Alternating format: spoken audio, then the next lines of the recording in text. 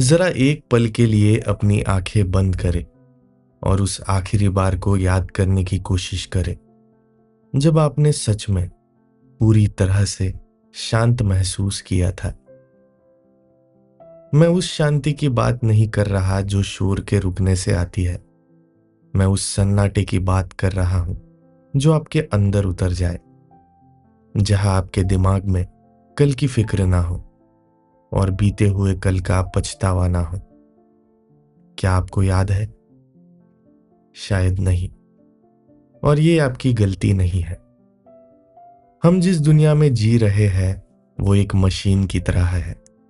सुबह अलार्म का बजना, भाग दौड़, मेट्रो की भीड़, ऑफिस की डेडलाइंस और रात को थककर चूर होकर एक नीली स्क्रीन को घूरते हुए सो जाना। हमने इसे तरक्की का नाम दिया है। हमने इसे मॉडर्न सिविलाइजेशन कहा है। लेकिन क्या हो अगर मैं आपसे कहूं कि इंसानी इतिहास के 99% हिस्से में हम ऐसे नहीं जीते थे।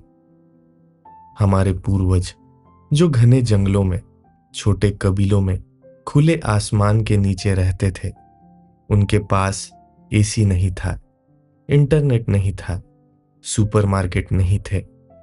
लेकिन शायद उनके पास कुछ ऐसा था जो हमने कहीं रास्ते में खो दिया है। एक सुकून, एक ठहराव और एक दूसरे से जुड़ाव का वो एहसास जो आज हम सोशल मीडिया के हजारों दोस्तों के बीच भी महसूस नहीं कर पाते।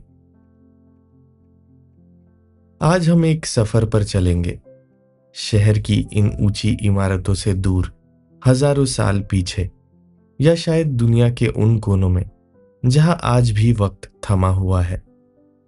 हम उस दुनिया को देखेंगे जो कल तक थी, the world until yesterday. Jared diamond की ये किताब द वर्ल्ड अंटिल यस्टरडे कोई इतिहास की किताब नहीं है। ये एक आईना है, एक ऐसा आईना जिसमें हम अपनी आज की मॉडर्न जिंदगी को देखते हैं और पूछते हैं, क्या हमने कुछ बहुत कीमती चीज का सौदा कर लिया है?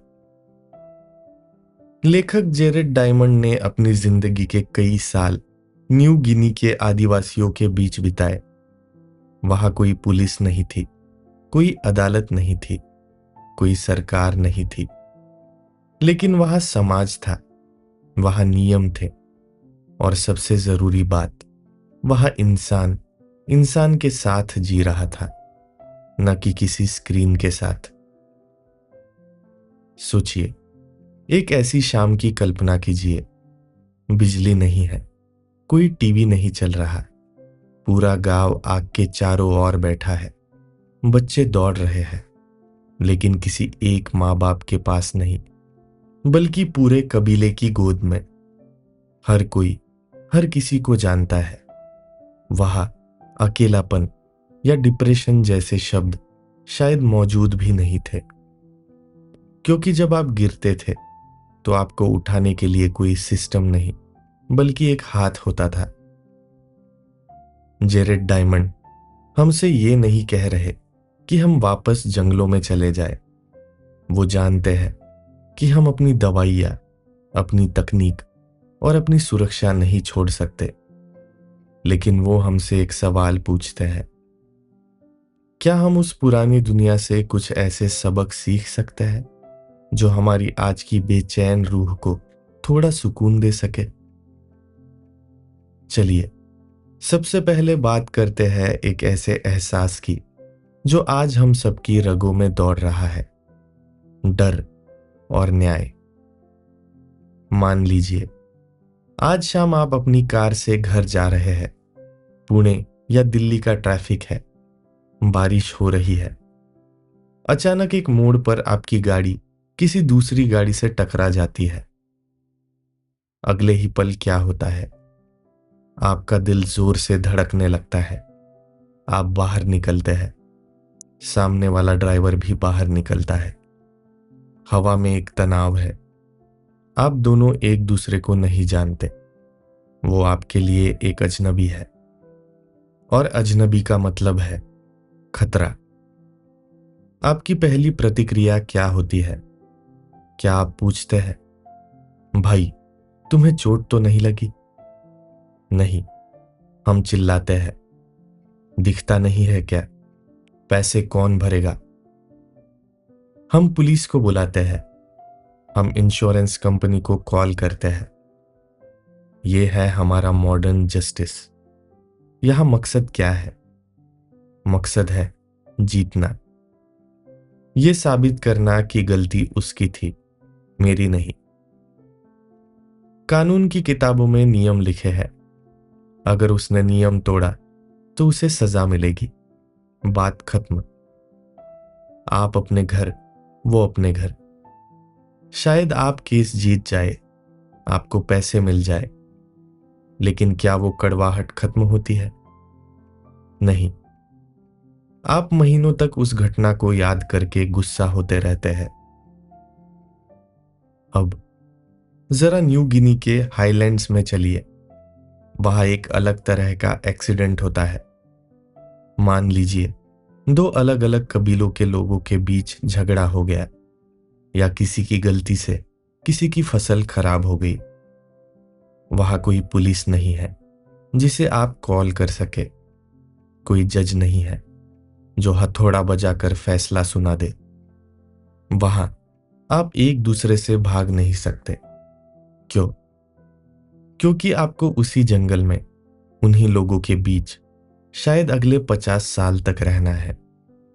अगर आप दुश्मन बनकर रहे तो एक ना एक दिन एक तीर, एक भाला या एक पत्थर अंधेरे में आएगा और सब खत्म कर देगा।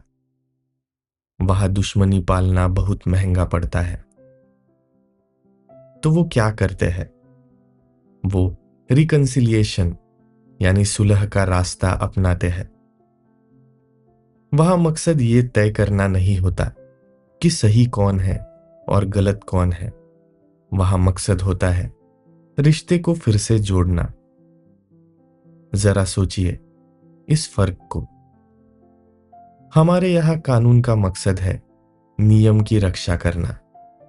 वहां कानून का मकसद है इंसान की भावनाओं की रक्षा करना। डायमंड एक बहुत ही दिलचस्प किस्सा सुनाते हैं। एक बार एक आदिवासी व्यक्ति की गाड़ी से एक बच्चे की मौत हो गई थी। ये एक हादसा था, लेकिन वहां ये सिर्फ एक ड्राइवर और विक्टिम का मामला नहीं था। ये दो परिवारों, दो कबीलों के बीच का दुख था। वे लोग हफ्तों तक साथ बैठे, सिर्फ पैसे की बात नहीं हुई। ड्राइवर ने उस बच्चे के परिवार के साथ बैठकर रोया। उसने उनके दुख को महसूस किया। उसने अपनी गलती मानी, सिर्फ कानूनी तौर पर नहीं बल्कि रूहानी तौर पर। उन्होंने खाना साझा किया, उन्होंने एक दूसरे के आंसू पोंछे, और अंत में जब समझौता हुआ तो वो सिर्फ कागज पर नहीं था, वो दिलों में था। उस ड्राइवर को अब डरने की जरूरत नहीं थी कि कोई बदला लेगा, क्योंकि अब वो दुश्मन नहीं था, वो उस दुख का हिस्सेदार बन गया था। अब वापस अपनी दुनिया में आइए। हम कहते हैं कि हम सभ्य, सिविलाइज्ड है, लेकिन हमारे अदालतों में लाखों केस पेंडिंग है। भाई भाई से बात नहीं करता क्योंकि जमीन के एक टुकड़े का केस चल रहा है। हम केस जीत जाते हैं, लेकिन भाई खो देते हैं। हम कंपेंसेशन ले लेते हैं, लेकिन माफी कभी नहीं मिलती। क्या आपको नहीं लगता कि इस दौड़ में, इस सही और गलत की लड़ाई में, हमने उस इंसानियत को खो दिया है जो माफ करना जानती थी, जो जानती थी कि गलती इंसान से ही होती है और उस गलती को सुधारने का तरीका सजा देना नहीं बल्कि उस घाव को भरना है। चलिए एक और पहलू को टटोलते हैं, बच्चों की परवरिश। आजकल के माँ बाप को देखिए, शायद आप भी उनमें से एक है, या आप उन्हें रोज देखते हैं। एक अजीब सा तनाव है हवा में। मेरे बच्चे को बेस्ट स्कूल चाहिए, उसे पियानो सीखना है, उसे कोडिंग आनी चाहिए। अरे, वो मिट्टी में गिर गया, उसे उठाओ, कीटाणु लग जाएंगे। हम अपने बच्चों को एक कांच की गुड़िया की तरह पालते हैं, एक अलग कमरे में सुलाते हैं। जब वो रोते हैं तो कभी कभी हम उन्हें चुप कराने के लिए दौड़ते हैं, और कभी स्लीप ट्रेनिंग के नाम पर उन्हें अकेले रोने देते हैं। बच्चा अपनी पालने क्रिब में अकेला है, सलाखों के पीछे एक कैदी की तरह छत को घूर रहा है। लेकिन कल तक की दुनिया में, यानी पारंपरिक समाजों में, बच्चा कभी अकेला नहीं होता था। जेरेड डायमंड बताते हैं कि उन्होंने न्यू गिनी में शायद ही कभी किसी बच्चे को लंबे समय तक रोते हुए सुना हो। क्यों? क्योंकि वह बच्चा सिर्फ मां या बाप की जिम्मेदारी नहीं होता, वो पूरे कबीले का बच्चा होता है। इसे एलो पेरेंटिंग कहते हैं। बच्चा मां की गोद से उतरता है तो मौसी की गोद में जाता है, वहां से दादी के पास, फिर बड़ी बहन के पास, फिर पड़ोसी के पास। उसे दिन भर में दर्जनों अलग अलग स्पर्श, अलग अलग आवाजें और अलग अलग प्यार मिलता है। कल्पना कीजिए उस बच्चे की दुनिया की। वो हमेशा सुरक्षित महसूस करता है। उसे पता है कि अगर वो गिरेगा तो कोई ना कोई हाथ उसे थाम लेगा। उसे अकेलेपन का डर नहीं सताता। और इसका नतीजा क्या होता है? वो बच्चे बड़े होकर ज्यादा आत्मविश्वासी, कॉन्फिडेंट बनते हैं। उनमें वो सोशल एंजाइटी नहीं होती जो आज हमारे शहरों के हर दूसरे किशोर टीनेजर में है। आज हम एक न्यूक्लियर फैमिली के छोटे से बॉक्स में बंद हो गए हैं। मां काम कर रही है, पिता काम कर रहे हैं, और वो बच्चा एक नैनी या एक आईपैड के भरोसे है। हम बच्चे को खिलौने तो बहुत देते हैं, प्लास्टिक के रंग बिरंगे खिलौने, लेकिन हम उसे वो नहीं दे पाते जो उसे सबसे ज्यादा चाहिए, मौजूदगी, प्रेजेंस। डायमंड एक बहुत ही मर्मस्पर्शी बात कहते हैं। वो कहते हैं कि हम आजादी और निजता, प्राइवेसी को इतना महत्व देते हैं कि हमने अपने ही घरों में दीवारें खड़ी कर ली है। ये मेरा कमरा है, नॉक करके आना। पुराने जमाने में निजता का कोई मतलब नहीं था। सब साथ सोते थे, सब साथ जागते थे। शायद ये सुनकर आपको अजीब लगे, अरे तो प्राइवेसी कहाँ गई? लेकिन जरा गहराई से सोचिए, क्या उस प्राइवेसी की कीमत हमारा अकेलापन, लोनलीनेस तो नहीं है? आज हमारे पास अपने अपने कमरे हैं, अपने अपने फोन हैं, लेकिन क्या हमारे पास कोई है जिससे हम बिना झिझक के रात के 2 बजे अपना दिल खोल सके? या वो प्राइवेसी अब एक जेल बन गई है? ये किताब हमें बार बार उस कांटे की तरह चुभती है जो हमें याद दिलाता है कि हम क्या भूल गए हैं। एक और दिलचस्प चीज है खतरे को देखने का नजरिया। हम आज किन चीजों से डरते हैं? आतंकवाद, प्लेन क्रैश, कोई नया वायरस? न्यूज चैनल 24 घंटे हमें डराते रहते हैं। ब्रेकिंग न्यूज, महाविनाश। लेकिन हकीकत क्या है? आपके प्लेन क्रैश में मरने की संभावना करोड़ों में एक है। लेकिन हम जिस चीज से नहीं डरते वो है चीनी, शुगर। वो है कार की पिछली सीट पर सीट बेल्ट न लगाना। वो है शराब पीकर गाड़ी चलाना। हम उन चीजों से बेखौफ है जो हमें रोज धीरे धीरे मार रही है, और उन चीजों से खौफजदा है जो शायद कभी होंगी ही नहीं। डायमंड बताते हैं कि आदिवासी समाजों में खतरा अलग था। वहां कंस्ट्रक्टिव पैरानोया, रचनात्मक पागलपन का नियम चलता था। अगर आप जंगल में चल रहे हैं और एक सूखा पेड़ दिखता है, तो एक आधुनिक इंसान सोचेगा, अरे ये तो बस एक पेड़ है, गिरने के चांस कम है, और उसके नीचे सो जाएगा। लेकिन एक आदिवासी कभी उसके नीचे नहीं सोएगा। क्यों? क्योंकि वो जानता है कि अगर वो रोज उस पेड़ के नीचे सोएगा तो एक ना एक दिन वो गिरेगा।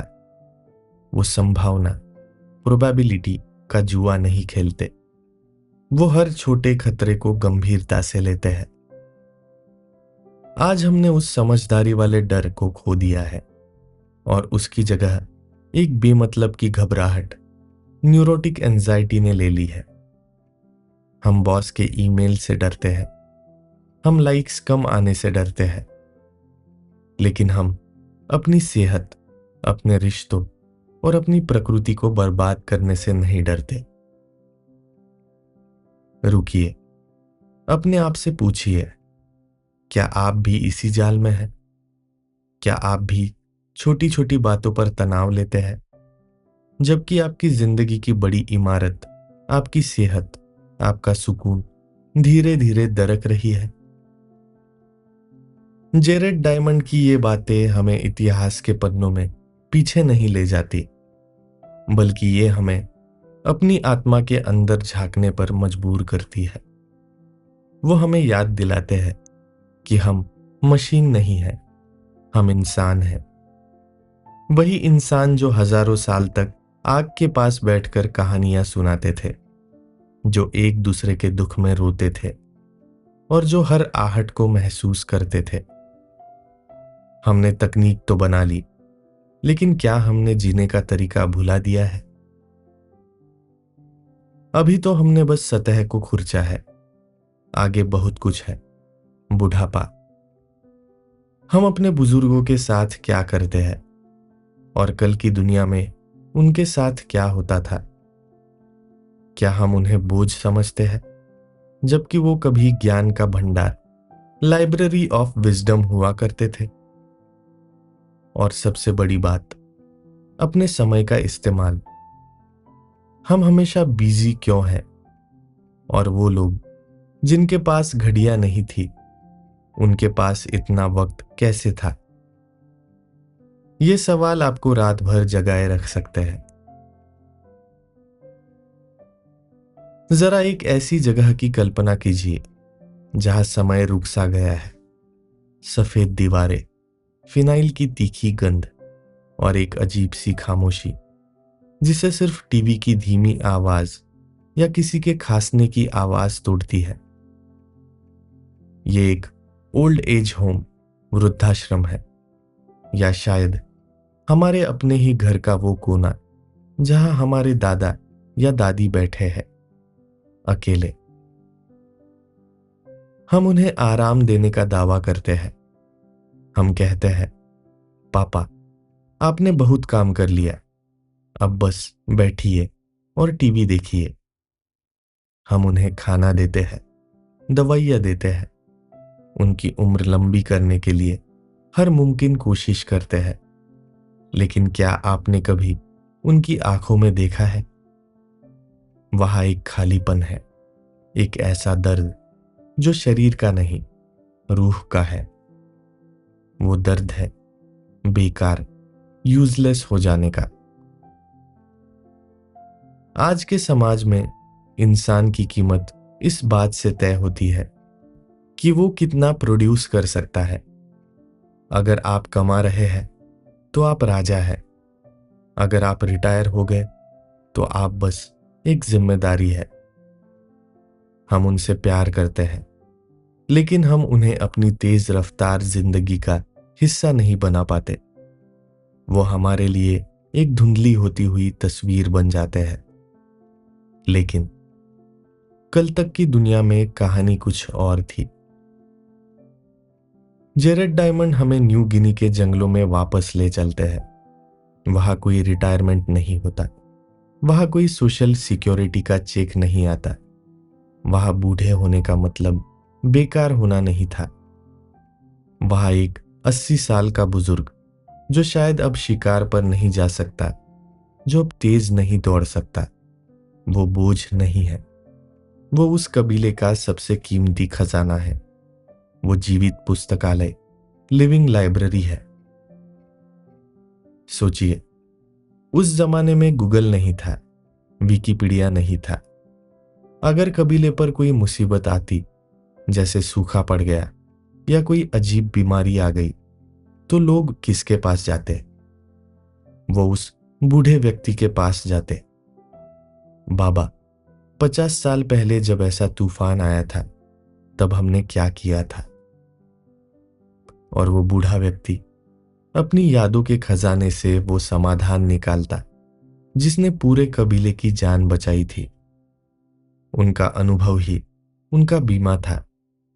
उनका सम्मान इसलिए नहीं होता था कि वो बुजुर्ग थे, बल्कि इसलिए होता था क्योंकि उनके बिना कबीला अधूरा और असुरक्षित था। लेकिन आज हमारे पास गूगल है।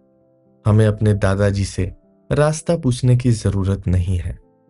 हमारे पास जीपीएस है। हमें उनसे नुस्खे पूछने की जरूरत नहीं है। हमारे पास वेबएमडी है। अचानक तकनीक ने उनके अनुभव को ऑब्सोलीट, पुराना और बेकार बना दिया। जब वो हमें कुछ सिखाने की कोशिश करते हैं, तो हम कहते हैं, पापा, आपको नहीं पता, जमाना बदल गया है। और उसी पल हम उनकी आत्मा को मार देते हैं। हम उन्हें सोशल डेथ, सामाजिक मृत्यु दे देते हैं, जबकि उनका शरीर अभी भी जिंदा है। डायमंड हमें एक बहुत ही कड़वा सच दिखाते हैं। पारंपरिक समाजों में बुढ़ापा दो तरह का होता था। एक तरफ वो इज्जत और महत्व था जो आज हम खो चुके हैं, लेकिन दूसरी तरफ एक खौफनाक सच्चाई भी थी। अगर संसाधन, रिसोर्सेस कम है, अगर कबीले को एक जगह से दूसरी जगह जाना है और बूढ़ा व्यक्ति चल नहीं सकता, तो कभी कभी उन्हें पीछे छोड़ दिया जाता था। ये क्रूरता थी या मजबूरी? डायमंड इसे इम्पॉसिबल चॉइस कहते हैं। समूह को बचाने के लिए एक को छोड़ना। आज हमारे पास संसाधन है। हम अपने बुजुर्गों को जिंदा रख सकते हैं, उन्हें खाना दे सकते हैं। हमने क्रूरता को तो मिटा दिया, लेकिन क्या हमने उन्हें वो मकसद, पर्पस वापस दिया जो उनसे छिन गया है? हम उन्हें जिंदा रखते हैं, लेकिन जीने की वजह नहीं देते। हम उनकी धड़कनें गिनते हैं, लेकिन उनकी कहानियां नहीं सुनते। क्या एक बेहतर सौदा है? अब एक और ऐसे पहलू पर चलते हैं जो शायद आपको और मुझे हर रोज, हर पल प्रभावित कर रहा है। आपकी सेहत, आपका शरीर। अपने शरीर पर हाथ रखिए। ये जो मशीन आपके पास है, आपका दिल, आपके फेफड़े, आपका पाचन तंत्र, ये कब बना था? ये पिछले 50 या 100 सालों में नहीं बना। ये लाखों सालों के इवोल्यूशन का नतीजा है। आपका शरीर आज के ऑफिस के लिए डिजाइन नहीं हुआ था। ये कल तक की दुनिया के लिए बना था। और यही हमारी आज की सारी बीमारियों की जड़ है। डायमंड इसे मिसमैच, बेमेल कहते हैं। हमारा शरीर स्टोन एज, पाषाण युग का है, और हम रह रहे हैं स्पेस एज, अंतरिक्ष युग में। और इस बेमेल का सबसे बड़ा सबूत है नमक और चीनी, साल्ट एंड शुगर। कल्पना कीजिए हमारे पूर्वज की। जंगल में नमक मिलना बहुत मुश्किल था। नमक का मतलब था इलेक्ट्रोलाइट्स, जो जिंदा रहने के लिए जरूरी थे।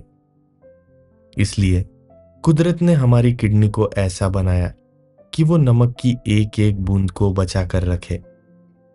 हमारा शरीर साल्ट रिटेनर, नमक को रोकने वाला मशीन है। और चीनी, चीनी तो दुर्लभ थी।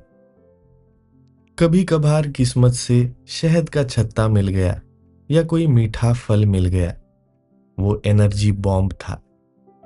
इसलिए हमारे दिमाग को प्रोग्राम किया गया कि मीठा देखो तो उसे तुरंत खा लो, जितना हो सके खा लो, क्योंकि पता नहीं कल मिले ना मिले।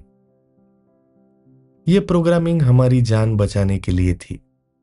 लेकिन आज आज आप एक सुपरमार्केट में चलते हैं, वहां नमक की कमी नहीं है। चिप्स, बर्गर, प्रोसेस्ड फूड, हर चीज में नमक है। और चीनी, कोल्ड ड्रिंक्स, डोनट्स, मिठाइयाँ, हर जगह। लेकिन आपका शरीर, वो बेचारा पुराना शरीर, उसे ये नहीं पता कि आप सुपरमार्केट में हैं। उसे अब भी लगता है कि आप जंगल में हैं। जब आप चिप्स का पैकेट खोलते हैं तो आपकी जीभ को मोक्ष मिलता है, लेकिन आपकी किडनी घबरा जाती है। इतना नमक, इसे बचाओ। और नतीजा, high blood pressure, stroke, kidney failure. जब आप वो कोला पीते हैं तो आपका दिमाग कहता है, वाह इतनी एनर्जी, इसे फैट में बदलो, शायद कल अकाल पड़ जाए। लेकिन अकाल कभी नहीं पड़ता। अगला भोजन 4 घंटे बाद फिर तैयार है। और नतीजा, डायबिटीज, मोटापा। हम एक ऐसी दुनिया में हैं जहां भूख से मरना, स्टारवेशन, खतरा नहीं है, बल्कि ज्यादा खाना, ओवर कंजम्पशन हमें मार रहा है। यह कोई छोटी बात नहीं है, ये एक त्रासदी है। हम अपनी ही सफलता के शिकार हो गए हैं।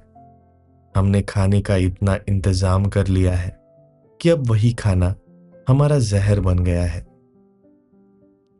डायमंड हमें बताते हैं कि न्यू गिनी के लोगों को डायबिटीज नहीं था, ब्लड प्रेशर की समस्या नहीं थी।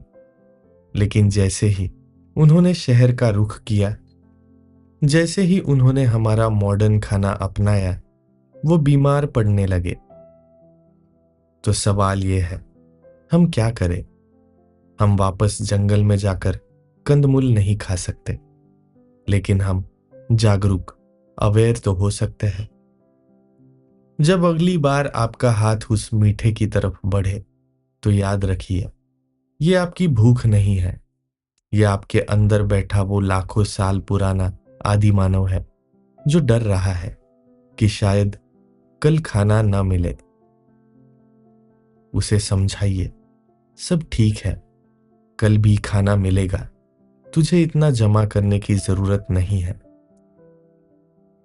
एक और चीज है जो हमने खो दी है, और वो है भाषाओं का जादू। आज अगर कोई एक से ज्यादा भाषा बोलता है तो हम उसे इंटेलिजेंट मानते हैं। वाह, तुम्हें फ्रेंच भी आती है। हमारे लिए दूसरी भाषा सीखना एक स्किल है जिसे हम क्लासरूम में सीखते हैं। लेकिन कल तक की दुनिया में मल्टीलिंगुअलिज्म, बहुभाषी होना कोई शौक नहीं था, वो जिंदा रहने की शर्त थी। न्यू गिनी में हर कबीले की अपनी भाषा है और कबीले बहुत छोटे होते हैं। अगर आपको शादी करनी है तो आपको दूसरे कबीले में जाना होगा। अगर आपको व्यापार करना है तो तीसरे कबीले से बात करनी होगी। वहां एक आम इंसान बिना स्कूल गए, बिना व्याकरण की किताबें पढ़े आसानी से 5, 6 या 10 भाषाएं बोल लेता था। वो बचपन से ही भाषाओं के समुद्र में तैरते थे। और आज हम एक ऐसी दुनिया की तरफ बढ़ रहे हैं जो मोनोलिंगुअल, एक भाषी होती जा रही है। हम अपनी मातृभाषा भूल रहे हैं क्योंकि English is important for career. Diamond का मानना है कि जब एक भाषा मरती है तो सिर्फ शब्द नहीं मरते, सोचने का एक तरीका मर जाता है। दुनिया को देखने का एक नजरिया हमेशा के लिए खो जाता है। शोध रिसर्च बताते हैं कि जो लोग ज्यादा भाषाएं बोलते हैं उन्हें अल्जाइमर्स, भूलने की बीमारी देर से होती है। उनका दिमाग ज्यादा लचीला, फ्लेक्सिबल होता है। हमारे पूर्वज दिमागी तौर पर हमसे ज्यादा कसरत करते थे, सिर्फ बात करके। और हम अपनी ही भाषा में ठीक से बात नहीं कर पाते। हम इमोजीज भेजकर काम चलाते हैं। तो इस सफर के इस पड़ाव पर रुककर सोचिए, हमने क्या पाया और क्या खोया। हमने लंबी उम्र पाली, लेकिन बुढ़ापे का सम्मान खो दिया। हमने खाने का ढेर लगा लिया, लेकिन सेहत खो दी। हमने पूरी दुनिया को इंटरनेट से जोड़ दिया, लेकिन अपने पड़ोसी की भाषा समझने की क्षमता खो दी। क्या हम सच में आगे बढ़ रहे हैं, या हम बस एक बहुत तेज गाड़ी में बैठे हैं जिसका स्टीयरिंग व्हील हमारे हाथ से छूट चुका है? अगले और आखिरी हिस्से में हम उस चीज की बात करेंगे जो शायद सबसे ज्यादा विवादास्पद, कंट्रोवर्शियल है। धर्म, भगवान। इंसान ने भगवान को क्यों ढूंढा? क्या धर्म सिर्फ एक अंधविश्वास है, या ये हमारे समाज को जोड़ने वाला वो गूंद, ग्लू था जिसके बिना हम बिखर जाते? और साथ ही युद्ध। क्या हम आज ज्यादा हिंसक है, या कल तक की दुनिया खून से लथपथ थी? सच आपको चौंका देगा। अंधेरा। कल्पना कीजिए कि आप एक घने जंगल के बीचों बीच हैं। रात का समय है, बिजली नहीं है, टॉर्च नहीं है, सिर्फ आसमान में कड़कती हुई बिजली की रोशनी है जो पल भर के लिए उन डरावने पेड़ों की परछाइयों को जिंदा कर देती है। आप अकेले हैं, या शायद अपने छोटे से कबीले के साथ एक गुफा में दुबके हुए हैं। बाहर तूफान चीख रहा है, जमीन कांप रही है। आपके पास साइंस नहीं है। आपको नहीं पता कि यह बादलों का घर्षण, फ्रिक्शन है। आपको नहीं पता कि यह टेक्टोनिक प्लेट्स का खिसकना है। आपके लिए यह गुस्सा है, किसी का गुस्सा। कोई है वहां ऊपर जो नाराज है। आप डरते हैं, आपकी धड़कनें तेज हो जाती है, और उस डर को शांत करने के लिए आप हाथ जोड़ते हैं। आप कुछ बुदबुदाते हैं, आप वादा करते हैं, हे अदृश्य शक्ति, अगर तुम मुझे आज रात बचा लोगे तो मैं कल अपना सबसे प्यारा शिकार तुम्हें भेंट कर दूंगा। और अचानक तूफान थम जाता है। आपको लगता है कि उसने आपकी सुन ली। यही से धर्म, रिलीजियन का जन्म हुआ। किसी किताब से नहीं, किसी मंदिर से नहीं, बल्कि इंसान के उस गहरे डर और अज्ञान, इग्नोरेंस के गर्भ से जिसे वो समझा नहीं सका। Jared diamond the world until yesterday के इस आखिरी हिस्से में हमें इंसान की सबसे जटिल रचनाओं के रूबरू कराते हैं। भगवान और युद्ध। क्या धर्म ने हमें जोड़ा, या उसने हमें अंधा बना दिया? और क्या हम आज ज्यादा हिंसक हैं, या हमारे पूर्वज खून के प्यासे थे? सच्चाई शायद आपकी उम्मीद से बिल्कुल अलग हो। आज की दुनिया में हम अक्सर धर्म को लेकर बहस करते हैं। मेरा भगवान सच्चा, तुम्हारा झूठा, साइंस वर्सेस रिलीजन। लेकिन डायमंड कहते हैं कि अगर आप पारंपरिक समाजों को देखें तो धर्म का मकसद सच ढूंढना नहीं था। धर्म का मकसद था जिंदा रहना। सोचिए, आप एक कबीले में हैं। आपको कल सुबह उठकर एक विशाल मैमथ का शिकार करना है, या किसी दूसरे कबीले से युद्ध करना है। आपको भरोसा चाहिए। आपको ये जानना जरूरी है कि आपके बगल में खड़ा आदमी वो जान दे देगा, लेकिन भागेगा नहीं। आप ये भरोसा कैसे पैदा करेंगे? कॉन्ट्रैक्ट साइन करके? नहीं। आप एक साथ रिचुअल करते हैं, आप एक साथ नाचते हैं, एक साथ गाते हैं, एक साथ कष्ट सहते हैं। जब आप सब मिलकर एक ही अदृश्य शक्ति के सामने झुकते हैं तो आप एक दूसरे से जुड़ जाते हैं। वो आस्था, फेथ, वो गूंद, ग्लू थी जिसने अजनबियों को भाइयों में बदल दिया। लेकिन आज धर्म एक लेबल बन गया है, एक पहचान पत्र। मैं हिंदू हूं, मैं मुस्लिम हूं, मैं ईसाई हूं। हमने उस जुड़ाव को खो दिया है और सिर्फ कट्टरता, डॉगमा को पकड़कर बैठे हैं। पुराने जमाने में धर्म कम्युनिटी बनाता था, आज धर्म अक्सर कम्युनिटी को तोड़ रहा है। हमने भगवान को एक्सप्लेन करने की कोशिश की और जब साइंस ने सब कुछ एक्सप्लेन कर दिया तो भगवान बेरोजगार हो गए। नीत्शे ने कहा था गॉड इज डेड। लेकिन डायमंड पूछते हैं अगर भगवान मर गए तो उस खाली जगह वॉइड को कौन भरेगा? शायद इसलिए आज हम डिप्रेशन, एंजाइटी और अकेलेपन से जूझ रहे हैं, क्योंकि पहले जब मुसीबत आती थी तो हम ऊपर देखते थे और कहते थे सब उसकी मर्जी है। आज जब मुसीबत आती है तो हम आईने में देखते हैं और कहते हैं सब मेरी गलती है। हमने सारा बोझ अपने ही कंधों पर ले लिया है। अब चलिए उस पहलू की ओर जिसे सुनकर शायद आपके रोंगटे खड़े हो, हिंसा, वायलेंस। हम अक्सर सोचते हैं और शायद फिल्मों ने हमें यह सिखाया है कि आदिवासी लोग, ट्राइबल पीपल बहुत शांत होते थे, नोबल, सैवेज। वो प्रकृति के साथ प्यार से रहते थे और हम मॉडर्न लोग ही हैं जिन्होंने एटम बम बनाए और विश्व युद्ध, वर्ल्ड वार्स किए।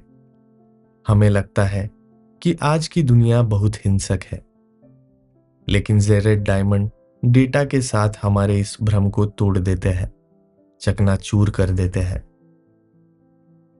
अगर आप आंकड़ों को देखें तो पाषाण युग, स्टोन एज में हिंसा से मरने वालों की तादाद आज के किसी भी विश्व युद्ध से कहीं ज्यादा थी।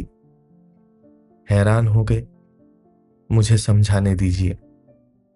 मान लीजिए एक कबीले में 100 लोग हैं और एक साल में आपसी लड़ाई में या दूसरे कबीले के हमले में 5 लोग मारे जाते हैं। आपको लगेगा बस 5 लोग, ये तो कुछ भी नहीं। लेकिन ये आबादी का 5% है। अगर आज भारत या अमेरिका की आबादी का 5% हर साल युद्ध में मारा जाए तो वो करोड़ों लोग होंगे। दूसरे विश्व युद्ध में भी आबादी का इतना बड़ा हिस्सा नहीं मारा गया था। कल तक की दुनिया में शांति एक अपवाद, एक्सेप्शन थी और युद्ध एक नियम, रूल। आप कभी भी सुरक्षित नहीं थे। आप पानी भरने नदी पर गए और वहां किसी दुश्मन कबीले के आदमी ने आप पर पत्थर दे मारा। कोई वार्निंग नहीं, कोई जिनेवा कन्वेंशन नहीं। वहां हर मर्द एक सैनिक था, वहां कोई सिविलियन नहीं होता था। तो फिर आज हम इतने सुरक्षित क्यों हैं? हम रात को अपने घर का दरवाजा बंद करके चैन से कैसे सो पाते हैं? डायमंड इसका श्रेय देते हैं स्टेट, राज्य, सरकार को। हमने एक बहुत बड़ा सौदा किया है। हमने अपनी आजादी का एक हिस्सा सरकार को दे दिया। हमने कहा ठीक है, मैं बदला नहीं लूंगा। अगर कोई मुझे मारेगा तो मैं उसे वापस नहीं मारूंगा। मैं पुलिस के पास जाऊंगा, बदले में तुम, सरकार, मेरी रक्षा करो। इसे कहते हैं मोनोपोली ऑन वायलेंस। सिर्फ सरकार के पास हिंसा करने का हक है, पुलिस, आर्मी, आम इंसान के पास नहीं।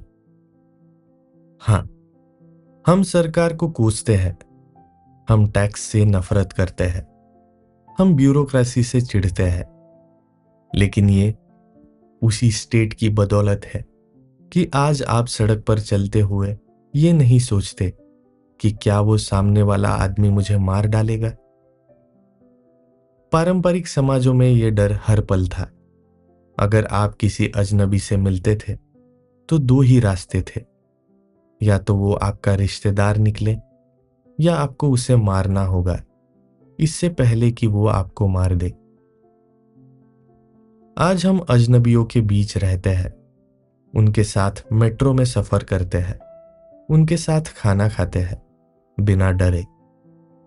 ये मॉडर्न सिविलाइजेशन का सबसे बड़ा चमत्कार है, शांति। लेकिन हर चीज की एक कीमत होती है। हमने हिंसा को तो कम कर दिया, लेकिन क्या हमने संघर्ष, कन्फ्लिक्ट को खत्म किया? नहीं, हमने उसे बस अंदर धकेल दिया। पहले हम दुश्मन से लड़ते थे, आज हम खुद से लड़ते हैं। पहले खतरा बाहर था, शेर, दुश्मन, तूफान। आज खतरा अंदर है, stress, blood pressure, low self esteem. हमने जंगल के खतरों को तो हरा दिया, लेकिन अपने मन के राक्षसों से हार रहे हैं। तो अब हम कहाँ जाए? इस पूरे सफर का निष्कर्ष, कंक्लूजन क्या है? द वर्ल्ड अंटिल यस्टरडे हमें क्या सिखाती है? क्या हमें अपने आईफोन फेंक देने चाहिए और वापस गुफाओं में चले जाना चाहिए? बिल्कुल नहीं। जेरेड डायमंड खुद कहते हैं, अगर उन्हें न्यू गिनी के जंगल और कैलिफोर्निया के हॉस्पिटल में से किसी एक को चुनना हो तो वो हॉस्पिटल को चुनेंगे। कोई भी अपने बच्चे को बिना इलाज के मरते हुए नहीं देखना चाहता। लेकिन मॉडर्नाइजेशन कोई ऑल और नथिंग, सब कुछ या कुछ नहीं का सौदा नहीं है। हम सिलेक्टिव एडॉप्शन, चुनिंदा चुनाव कर सकते हैं। कल्पना कीजिए, आप एक बहुत बड़ी दावत में हैं।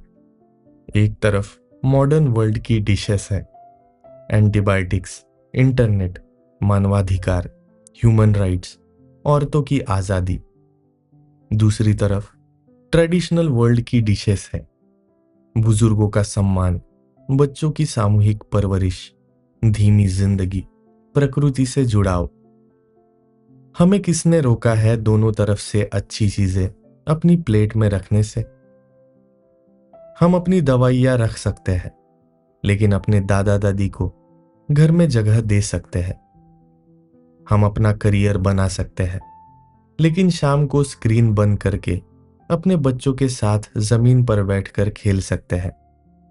हम नास्तिक, एथियस्ट हो सकते हैं, लेकिन हम साथ मिलकर कुछ करने का वो रूहानी सुकून ढूंढ सकते हैं जो धर्म देता था। अंत में मैं आपको एक तस्वीर के साथ छोड़ना चाहता हूं। कल्पना कीजिए, आप एक बहुत ऊंची कांच की इमारत, स्काई स्क्रेपर के टॉप फ्लोर पर खड़े हैं। नीचे शहर की बत्तियां जगमगा रही है, गाड़ियां चींटियों जैसी लग रही है। आप सुरक्षित है, आपके पास दुनिया का सारा ज्ञान आपकी जेब में है, लेकिन अंदर एक बेचैनी है। अब अपनी आंखें बंद कीजिए और अपने अंदर उस आदिमानव को महसूस कीजिए जो आज भी वही बैठा है। वो जिसे आग की गर्मी चाहिए, जिसे किसी का हाथ अपने हाथ में चाहिए, जिसे कहानियां सुननी है, जिसे सिर्फ जिंदा नहीं रहना बल्कि महसूस करना है। उस अंदर बैठे इंसान को नजरअंदाज मत कीजिए। उसे कभी कभी बाहर निकालिए, नंगे पांव घास पर चलिए, किसी दोस्त से बिना वजह मिलिए, नमक कम खाइए और हंसिए ज्यादा। क्योंकि हम कल को वापस नहीं ला सकते, लेकिन हम अपने आज में उस कल की थोड़ी सी गर्माहट जरूर भूल सकते हैं। और शायद शायद यही मीनिंग है जिसकी हमें तलाश है।